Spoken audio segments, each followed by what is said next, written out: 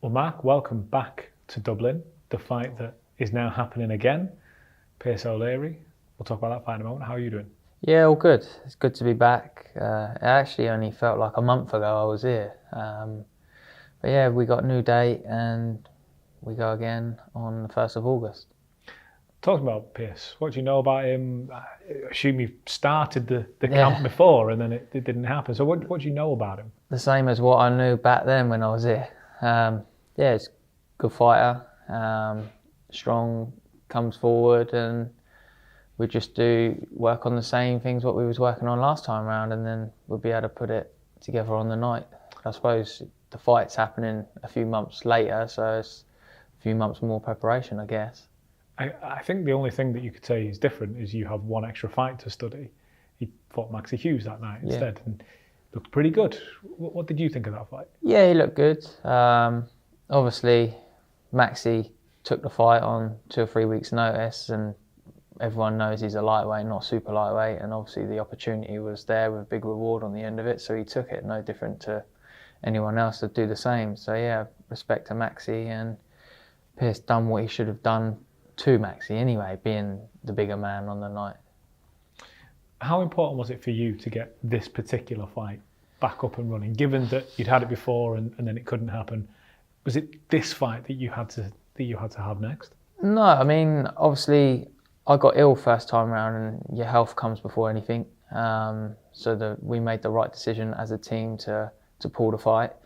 It was a shame to do that, but I had to. And then I sort of got myself better, and then went and had a meeting with Frank, and there was a few options put towards me, and we just left it with them to say like what was happening next. This fight was off the cards, wasn't there at the time, because that was the first thing I said. Well, can Pierce defend against me? And they was like, no, it's not what their team wanted next for him. And I don't know whatever happened their end. Maybe no one wanted to take the fight or fight him, and then all of a sudden it got offered back to me again. Obviously I've took it after a few to and back and forth with the office, and we've got the deal done, and here we go again.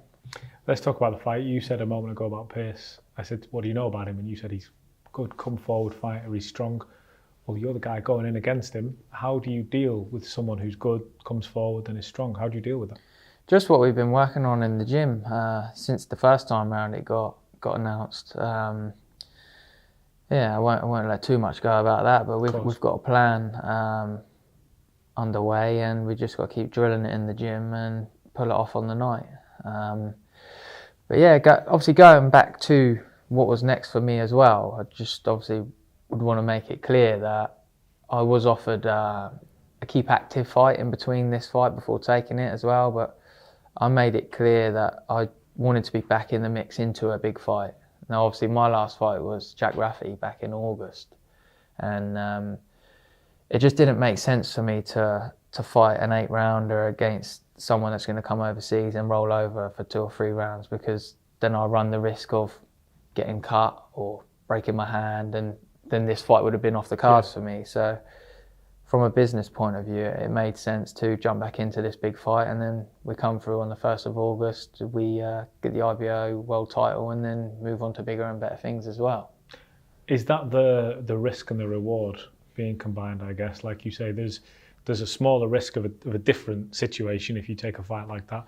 But in this situation, you come back, there's hardware on the line. Like you say, it's a big fight. It's a big mixed fight. You win this fight, there's some attention on you. Yeah, 100%. Like, boxing is a business, and it's got to make sense for everyone. There's bigger rewards on the end of this fight, so it just made sense to swerve the keep active fight and jump straight into this. So I've had plenty of time to prepare for it, and I'm looking forward to it.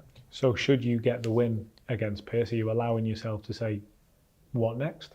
Yeah, 100%. If any fighter enters a fight and knows what they're entering themselves into and doesn't back themselves, then why are they even put themselves in that position anyway? So yeah, I back myself against Pierce O'Leary 100%. But I mean, do you allow yourself to think of what it could lead to? Because you're saying this is a vehicle, if you like, to even bigger fights. Yeah, 100%. What are those bigger fights? One fight at a time. Obviously, I've got a big job to do on the 1st of August. and then we'll talk about what's next after that. Yeah. But I'm not looking past Pierce, that's for sure. Would this be the biggest win of your career? Yeah, 100%. Pierce is unbeaten. Yeah, I think so, yeah. What are you looking forward to about fighting in Dublin? Just getting the job done and moving on, I guess. One thing that he's been sort of very clear about is you're almost not just fighting him, but the whole city comes out to back him. The atmosphere is always a bit special in Dublin. I mean, last time was an incredible night. You're going up against that. Yeah, but at the end of the day, all of that is irrelevant. What he says, she says in the crowd is nothing. At the end of the day, it's just me and Pierce in there on the night. Everyone else the other side of the ropes is irrelevant.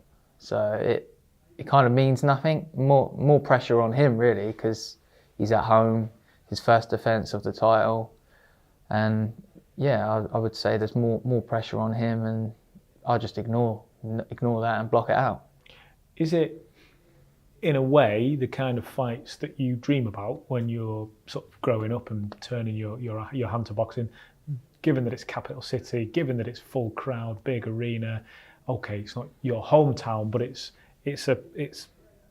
like you say, it's that atmosphere, it's the electricity going around. That's the kind of thing a fighter gets up for, right? Yeah, it's the big occasions, the big fights, the big nights. It all comes together, and I was just a true believer of to be the best, you got to beat the best, and it so happens that Pierce is in my way on that journey, and what will be will be. If it makes sense for me as a fighter and the reward on the end of it, I'll fight anyone, anywhere. I don't care.